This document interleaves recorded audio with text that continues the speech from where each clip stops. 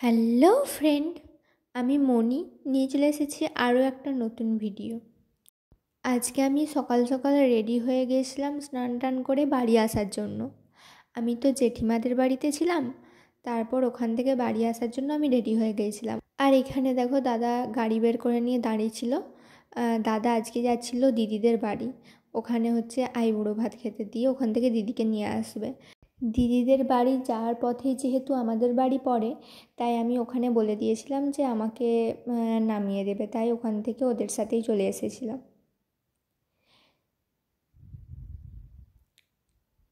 কথা বলতে বলতে আমি এখানে এসে নেমেও পড়েছিলাম। ওখান থেকে এসে আমি গিয়েছিলাম আমার দাদার কাছে, ওর কাছে কিছু কাজ ছিল, দিয়ে গিয়েছিলাম। ওখান থেকে কাজ সেরে এসে আমি হেঁটে হেঁটে বাড়ি আসছিলাম। হেঁটে হেঁটে বাড়ি আসাটা আমার প্রায়শই অভ্যাস হয়ে গেছে, আমি প্রায়ই আসি। কিন্তু আজকে একটু বেশি কষ্ট হচ্ছিল, কারণ আজকে রোদটাও ছিল অনেক, আর শীতটাও অনেকটা কমে গিয়েছিল।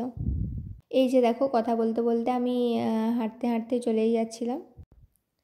তারপর আর কি ফোন দেখতে দেখতে চলেই আসছিলাম। আর এই রাস্তাটা কে কে চিনতে পারছো আমাকে কমেন্টে জানাবে। আর এখানে এত গরম ছিল কি বলবো, আমাকে ঘাম দিচ্ছিল পুরো। আমি হেঁটে হেঁটে বাকি রাস্তাটা চলে এসেছিলাম। আর এখানে বাড়ি পৌঁছে আমার অবস্থা দেখো কি অবস্থা হয়েছে। আমি এখানে বৌদিকে কিছু একটা বলছিলাম কথা, তারপর আর কি কিছুক্ষণ বসে থেকে আমি এখানে লেহেঙ্গাটা ট্রাই করছিলাম, কারণ আমার বৌদি আরে বলছিল তোমাকে লেহেঙ্গাতেই বেশি ভালো লাগবে, তাই আমি ট্রাই করে দেখছিলাম। তারপর লেহেঙ্গা ট্রাই করে খাওয়া দাওয়া শেষে এখানে দেখলাম মা গপুকে নিয়ে এসেছে। ও আমাদের একটা পুচকু ভাইপো হয়, ও এসেছে, ওর সাথে আমার লাগতে খুব ভালো লাগে। আর এই যে দেখো, ওর সাথে আমি কথা বললেই ও কাঁদতে লেগে যায়, তাই আমারও বেশ ভালো লাগে ওর সাথে লাগতে। শুধু গপুর সাথে নয়, আমার সবার সাথেই মজা করতে খুব ভালো লাগে। আমি কারোর সাথে সিরিয়াসভাবে তেমন কথা বলি না, সবার সাথেই মজা করে করে কথা বলি। আর এই যে দেখো, ওর গালে হাত দিতে ও হাসছিল, দেখবে এখন বোঝা যাচ্ছে না। আর এই যে দেখো কি সুন্দর হাসছে, তাই না? আমারও বেশ ভালো লাগে। তারপর গপুর সাথে একটু কথা বলে আমি চলে গিয়েছিলাম ছাদে। ছাদে গিয়ে দেখি আমাদের গাঁদা ফুলগুলো অনেক বড় হয়েছে। গাঁদা গাছগুলো যেহেতু অনেক দেরিতে লাগানো, তাই বেশি বড় হয়নি, কিন্তু ফুলগুলো খুব বড় বড় হয়েছে দেখো। আর এই যে এই গাছটা দেখো, এই গাছটা এখনও ফুল ফুটেনি, আর এই গাছটাই কুঁড়ি ধরেছে। গাছগুলো অবশ্য ভাইই লাগিয়েছে, এই গাছগুলো আমি লাগাইনি। আর এই গাছটাই দেখো একটা ছোট্ট কুঁড়ি ফুটেছে না, এই কুঁড়িগুলো কবে ফুটে বড় হবে আমি সেই আশায় আছি।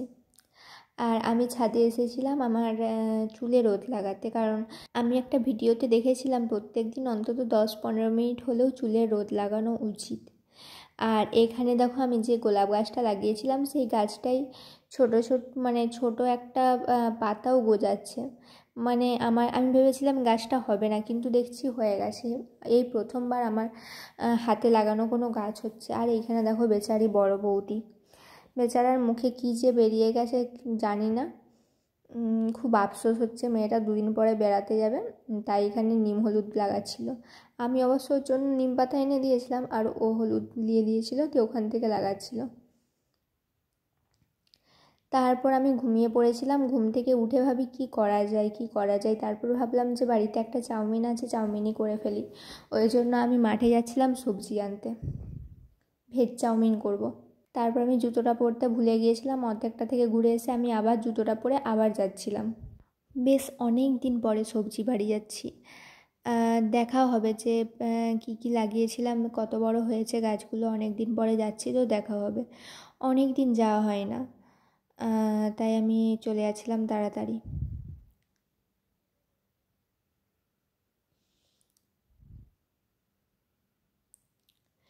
এমনিতে একটু একটু ভালো লাগছিল না, কারণ তখন ঘুম থেকে উঠেছিলাম, একটু অলস লাগছিল।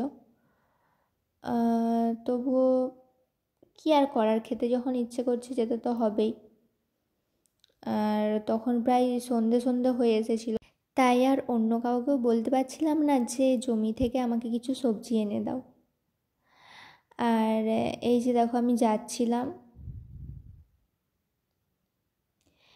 তারপর এই যে আমি কিছু ধনেপাতা তুলেছিলাম আর পেঁয়াজ কলি তুলেছিলাম। তারপর আমি বাড়ি আসছিলাম আস্তে আস্তে, কারণ অনেকটা সন্ধে হয়ে গেছিলো। এমনিতেও আমি একা একা মাঠ যাই না, আমার খুব ভয় লাগে, খুব বেশি ভূতের ভয় লাগে। কারণ আমার ঠাম্মা আগে যখন গল্প বলতো, মানে আমার ঠাম্মার বাবার যখন গল্প বলতো তখন নাকি শুনেছি, তখন ঠাম্মা প্রায়ই বলতো যে ওরকম জমির কাছে অনেক ভূত থাকে, এই থাকে সেই থাকে, ওরকম অনেক কিছু বলেছিল। যাই হোক, যখন একা একা আসি তখন এগুলোই মাথায় চিন্তা মানে ঘুরে। আর আমার ভূতে একটু বেশিই ভয় লাগে, তাই আমি একা খুব বেশি আসি না। বাবা আর এলে বা বাবা মা কেউ এলে তখনই আসি, বা দিনের বেলায় আসি। আজকে একটু ঘুম থেকে উঠতে দেরি হয়ে গেছিলো বলে সন্ধ্যা হয়ে গিয়েছিলো বলে আসছিলাম। আর এখানে দেখো এই যে সন্ধ্যা হয়ে গেছে, একদিকে চাঁদ উঠে গেছে আর একদিকটা পুরো লাল হয়ে গেছিলো। মাঠের মধ্যে থেকে কিন্তু এই জিনিসটা দেখতে খুব ভালো লাগছিল। আমি না চুপচাপ বসে থাকতে পারি না, আমার হাত পা না চললেও মুখটা আমার চালাতেই হয়। আমার না সাথে যে থাকে আমি তার সাথে সবসময় বক বক করি, আর কেউ যদি না থাকে তাহলে আমি কি করি দেখো সেটা। ওম কৃষ্ণায় বাসুদেবায় হরে পরমাত্মনে প্রণত ক্লেশনাশায় গোবিন্দায় নমো নমঃ। হ্যাঁ, যখন কেউ না আমার সাথে থাকে তখন একমাত্র এই কৃষ্ণ নামই থাকে, যেটা আমি সবসময় গাইতে থাকি, আর আমার দিন কেটে যায় এরকমভাবে। আর এখানে শ্রীকৃষ্ণের মন্ত্র জপ করতে করতে আমি বাড়ি চলে এলাম। আর এসেই দেখো আমি এখানে কত সবজি কেটে নিয়েছিলাম সামান্য একটা চাউমিন করার জন্য। মানে আজকে আমি চাউমিন কম সবজি বেশি খাবো।